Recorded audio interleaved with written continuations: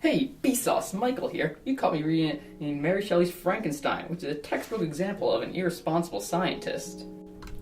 Now, just what exactly makes a responsible scientist? I'm glad you asked that. A responsible scientist participates in reliable, controlled, and safe experiments and procedures.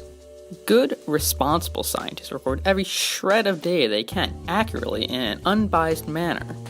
We can all agree that Victor Franklin was a really terrible scientist. He lets the experiment get ahead of him and then allows it to become unsafe and then refuses to terminate it, said experiment, when even it leads to the death of 2 people. He rarely shares the fact that he created a sapient being with anyone else, and then he has the gall to mistreat said being on numerous occasions, most likely considered a human rights violation today.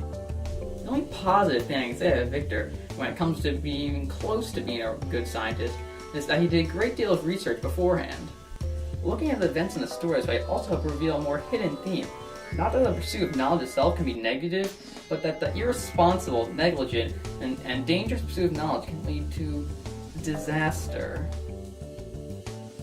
Which it certainly can, but good, responsible science, the kind that's ethical, safe, and verifiable or testable, as well as having all the cool stuff we have today, like electric cars and space travel.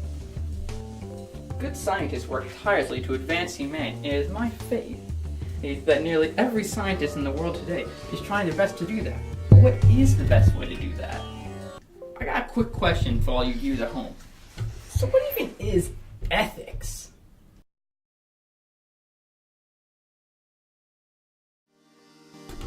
It's only like, oh, that's easy, it's right and wrong, or moral principles that govern a person's behavior or the conducting of an activity.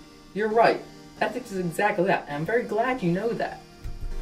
Ethics in this video pertains more to the study of life. Now, scientists disagree on where the so-called scale of bioethics should be. Some believe all experimentation on everything should be allowed. Others believe that alternate experimenting in living things is wrong in some way and shouldn't be allowed at all. Here we generally agree that biological experiments are allowed unless the experiment is unethical in some way. Examples include the infamous Tuskegee experiment, in which American scientists experimented with syphilis on unknowing black males, and the experiments of Saul Krugman during the 1950s to early 1970s.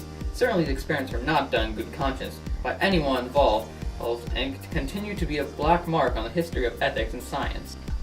However, progress has been made in ethical scientific experiments, which is undoubtedly a good thing. There is OHRP, the Office for Human Research Protection, which was founded in the year 2000, which is a government office who works tirelessly to defend the rights and dignity of test subjects. This is the Nuremberg Code and the Belmont Report, both lawful rules helping to govern the decisions made by courts in the trials about ethics. These relatively new works and interest in ethics has pushed the idea of bioethics into the spotlight and succeeded in making science more ethically minded. Scientists today now ask whether or not their experiment is ethical before starting, and that's awesome. Ethics should take an equal or greater part in scientific growth, and one should most certainly not be valued more than the other. Now we say a bit about Frankenstein, and a bit about ethics, but the point of the video is to really examine how unfair Frankenstein's monster was treated, and how he is at least partly responsible for his creation's actions. Now let's assume I have 2 children, who both born a couple of years apart and in very different circumstances. The first child, who we should call Timothy, is abused, malnourished, and made to work at a very young age. Timothy doesn't know his parents, nor does he have any living family that he knows of. The second child, named Throckmorton, is kept and loved by his parents and is well fed.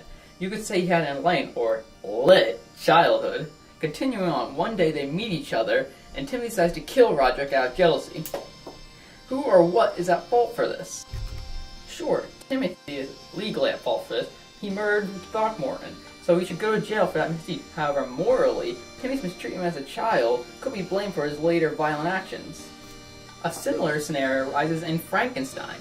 Victor is morally at fault and should be held partially responsible for his monster's actions, because he mistreated the monster at its inception. While the monster may have committed the crimes, Victor acts towards the monster in a way such to desire revenge. The monster even discusses this on page 69, and also near the end of the text, and how he had a benevolent soul, and humanity's hatred, especially that from his creator, Victor, led him to become destructive monster of legend. So now you've learned a little bit more about Frankenstein, ethics, and life. I'm Michael Stevens, and as always, thanks for watching.